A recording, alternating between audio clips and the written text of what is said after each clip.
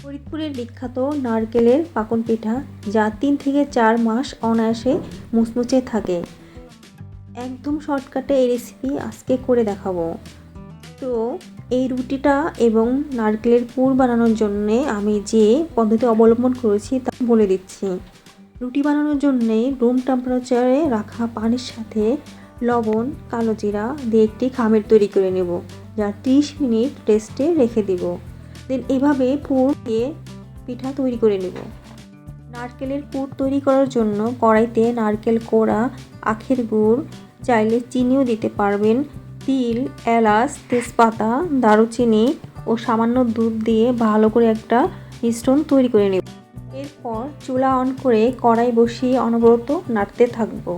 নাড়তে নাড়তে এক পর্যায়ে আঠালো হয়ে যাবে।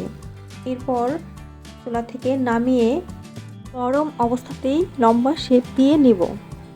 পর ভিডিওতে দেখানো পিঠার মতো প্রথমে রুটির মধ্যে পুর ভরে এরকম পিঠা তৈরি করে নেব। এই পিঠা ভাজার জন্য কড়াইতে তেল গরম করে নেব এবং লো হিটে সবগুলা পিঠা এভাবেই ভেজে নেব।